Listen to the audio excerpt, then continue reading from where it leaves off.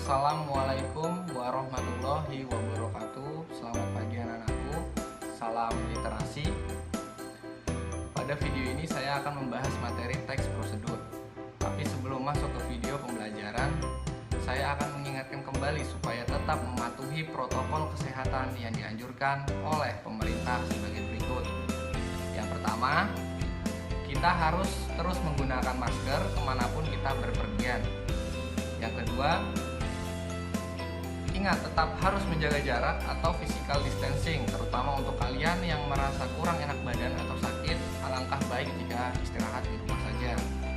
Kemudian yang ketiga, jangan lupa selalu cuci tangan, menggunakan sabun sehabis beraktivitas, dan menggunakan hand sanitizer setelah menyentuh barang yang kiranya dapat disinggahi oleh kuman dan bakteri.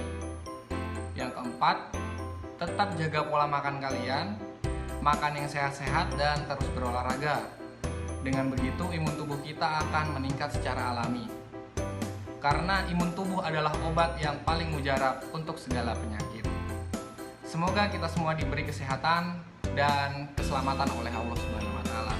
Baik, langsung saja kita masuk dalam video pembelajarannya. Pertama-tama kita harus mengetahui dulu apa itu pengertian teks prosedur. Pengertian teks prosedur. Teks prosedur merupakan teks yang berisi cara, tujuan untuk membuat atau melakukan sesuatu hal, langkah demi langkah yang tepat secara berurut sehingga menghasilkan suatu tujuan yang diinginkan. Ya, jadi contohnya ini seperti kalian langkah-langkah misalkan bermain piano, langkah-langkah membuat makanan nasi goreng, terus langkah-langkah membuat minuman jamu dan lain-lain sebagainya, contohnya seperti itu. Itu adalah termasuk teks prosedur ya. Kemudian tujuan teks prosedur itu sendiri ya. Tujuan teks prosedur adalah menjelaskan kegiatan yang harus dilakukan agar pembaca dapat secara tepat dan akurat mengikuti sebuah proses membuat sesuatu, melakukan suatu pekerjaan, atau menggunakan suatu alat.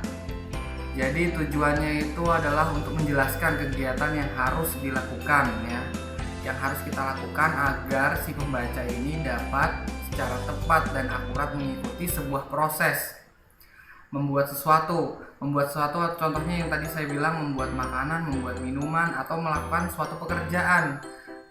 Contohnya yang kayak tadi main musik, menyalakan komputer dan lain-lain sebagainya ya. Kemudian ciri-ciri teks prosedur ya. Teks prosedur ini memiliki ciri-ciri, yaitu ciri-cirinya sebagai berikut: berisi langkah-langkah, yang kedua bersifat objektif, yang ketiga dijelaskan secara detail, yang keempat bersifat aktual dan akurat, yang kelima menggunakan kata kerja aktif, yang keenam menggunakan konjungsi atau kata penghubung, yang ketujuh menggunakan imperatif atau bersifat memerintah dan memberi komando, 8 menggunakan kata keterangan, 9 menggunakan kalimat saran dan larangan. Ya, dari sini saya harap kalian paham semua ya. Kemudian selanjutnya struktur teks prosedur. Yang pertama, strukturnya adalah tujuan teks prosedur. Ya, jadi tujuan ini berisi pengantar umum sebagai penanda apa yang akan dibuat atau dilakukan. Dapat berupa pernyataan yang menyatakan tujuan penulisan. Jadi sebelum membuat teks prosedur ini kita ada tujuan. Tujuan ini adalah untuk menjelaskan sesuatu kegiatan yang akan kamu buat, misalkan kayak pembuatan jamu. Nah, tujuannya untuk apa? Untuk masuk angin dan lain-lain sebagainya. Kemudian yang kedua, material atau bahan-bahan. Pada bagian ini berisikan bahan-bahan, alat-alat atau material yang diperlukan dalam melakukan kegiatan ataupun membuat sesuatu. Ya, jadi contohnya dalam teks membuat makanan dan dijelaskan bumbu dan bahan apa saja yang akan digunakan.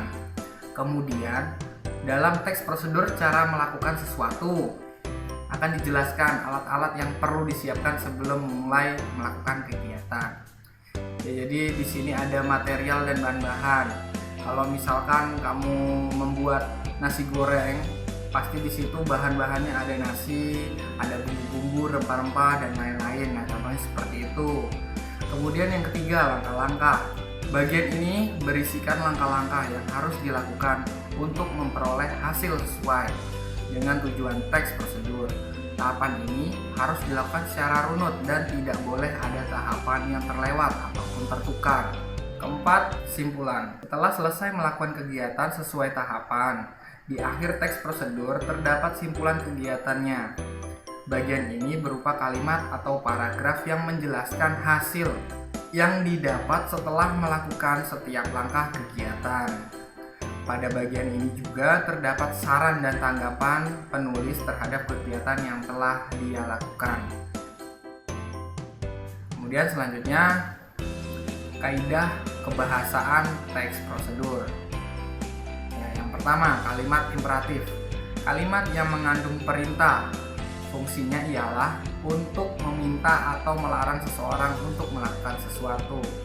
Kemudian, konjungsi temporal. Konjungsi temporal merupakan kata penghubung yang berhubungan secara kronologis dengan waktu dan kejadian dari kedua peristiwa yang memiliki keterkaitan.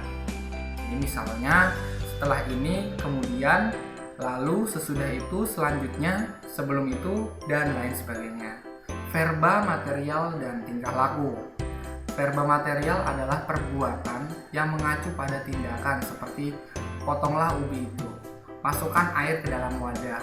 Sedangkan verba tingkah laku adalah perbuatan yang mengacu pada tindakan berdasarkan ungkapan. Jadi bedanya yang di verba material itu mengacu pada tindakan saja, dan yang di tingkah laku itu mengacu pada tindakan berdasarkan ungkapan seperti tunggu kira-kira 5 menit, tunggu sampai matang, tetap pertahankan, dan lain sebagainya. Ya, jadi contohnya seperti itu. Kemudian selanjutnya, partisipan manusia. Ya, partisipan manusia adalah mempartisipasikan atau mengikutsertakan manusia itu ke dalam tulisan tersebut untuk membantu langkah-langkahnya. Jadi seperti itu. Kemudian selanjutnya, bilangan penanda. Bilangan penanda adalah bilangan yang mengurutkan langkah-langkah pada tulisannya. Jadi teks prosedur itu harus terurut, yang seperti saya bilang tadi harus terurut langkah-langkahnya agar teks prosedur ini menjadi sangat sempurna ya. Kemudian selanjutnya, kalimat deklaratif. Kalimat yang berisi pernyataan. Nah, fungsinya adalah untuk memberikan informasi atau berita tentang sesuatu. Ya, kalimat interrogatif.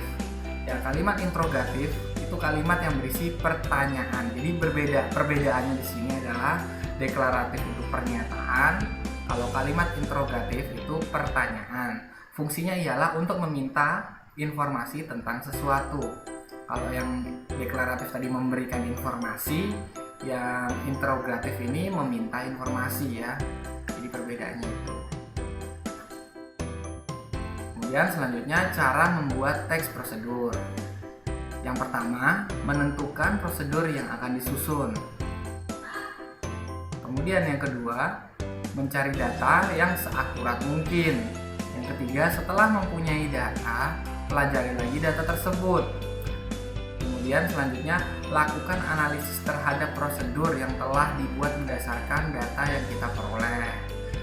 Kemudian selanjutnya lagi, setelah dianalisis, praktikkanlah kembali untuk memantapkan apakah cara yang baru sudah benar-benar baik dan efisien. Dan terakhir, jika sudah tepat dan logis, prosedur tersebut ditulis ke teks prosedur. Sekian, terima kasih. Assalamualaikum warahmatullahi wabarakatuh.